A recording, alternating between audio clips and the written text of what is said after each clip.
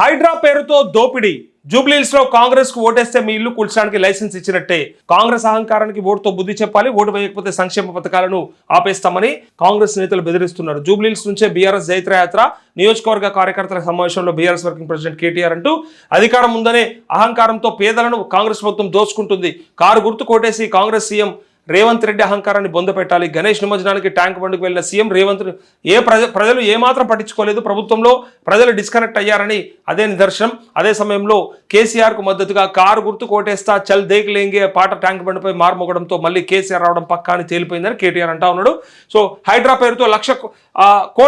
పేరుతో కోట్ల రూపాయల దోపిడీ జరుగుతుందని, బిల్డర్ల దగ్గర దోచుకున్న అవినీతి సొమ్మును ఉప ఎన్నికలో పంచి గెలవడానికి సీఎం రేవంత్ రెడ్డి కుట్ర పన్నారని బీఆర్ఎస్ వర్కింగ్ ప్రెసిడెంట్ తారక రామారావు తీవ్ర ఆరోపణలు చేశారు. జూబ్లీహిల్స్ ఉప ఎన్నికల్లో కాంగ్రెస్ పార్టీకి పొరపాటున ఓటేస్తే తమ ఇళ్లను కూల్చేయడానికి అనుమతి ఇచ్చినట్టేనని హెచ్చరించారు. సో అధికారంలోకి వచ్చిన 22 నెలల్లో ప్రజలకు ఒక్క మంచి పని చేయని ముఖ్యమంత్రి రేవంత్ రెడ్డి జూబ్లీహిల్స్ ఉప ఎన్నికలో ఎలాగైనా గెలిచేందుకు అడ్డదారులు దొక్కుతున్నారని మండిపడ్డారంటూ ఇక్కడ నిన్న జరిగినటువంటి మీటింగ్లో కేటీఆర్ అన్నటువంటి మాటలు.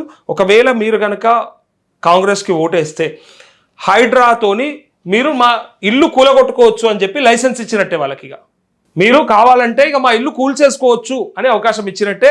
అట్లాంటి పరిస్థితి వస్తుంది జూబ్లీహిల్స్లో అని చెప్పి, సరే వీళ్ళు రాజకీయంగా దాన్ని ఎట్లా వాడుకోవాలో అట్లా వాడుకుంటారు.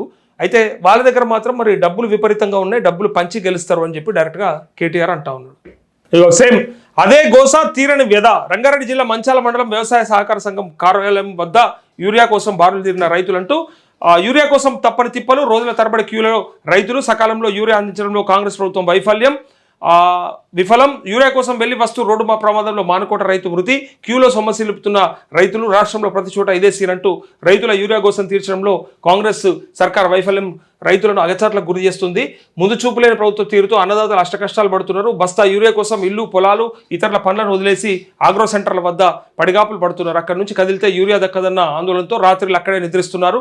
తొక్కిసలాటలు, గొడవలు నిత్యకృత్యమయ్యాయి. లైన్లో ఎదురు చూసి సొమ్మసిల్లి రైతులందరూ తాజాగా యూరియా కోసం వెళ్లి తిరిగి వస్తున్న క్రమంలో మహబాద్ జిల్లా పెద్దబంగర మండలం కాన్వాయిగూడెం చెందిన రైతు కాసాన ఐలయ్య మృతి చెందారు రోడ్డు ప్రమాదంలో. 36 ఏళ్ల రైతు ఇక్కడ యూరియా కోసానికి పోయి వస్తుంటే యాక్సిడెంటు. కనీసం వీళ్ళు రైతులు కాదు అని చెప్పడానికి ఒక్కనికన్నా దమ్ము ధైర్యం ఉందా? ఇక్కడ ఈ మహిళా రైతులని వీళ్ళని చూసినాక ఇలా కార్యకర్తలు ఎవరు? ఇక ఫోటో అందుకే జూమ్ చేసిన చూడు. ఇలా రైతులు ఉన్నారా లేకపోతే కార్యకర్తలు చొరబడ్డారా చెప్పండి. కావాలని బీఆర్ఎస్ ఏమన్నా క్రియేట్ చేస్తూ ఉందా? వీళ్ళంతా కార్యకర్తలానే. వీళ్ళంటే సరే కొంత ఎంగేజ్లా కనిపిస్తున్నారు, కొంత సానుభూతి పరులని అనుకుందాం. అది కూడా పనులు వదులుకొని వచ్చి నిలబడాల్సినంత కర్మ అయితే వాళ్ళకి పట్టలేదు. పనులు లేకైతే లేరు కదా వాళ్ళు ఎవరైనా. వీళ్ళని చూస్తే గోస్ అనిపిస్తుంది. ఈ పెద్ద మనుషులను చూస్తే వాళ్ళు కార్యకర్తలు ఎందుకైతారు? నిలబడతారా? పానం ఖరాబ్ చేసుకుని గాడి ఎందుకు నిలబడతారు చెప్పుర్రి.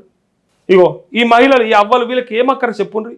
యూరియా మీరు చక్కగీయంగా వాళ్ళు ఎందుకోసం తనలాడతారు చెప్పుండ్రి.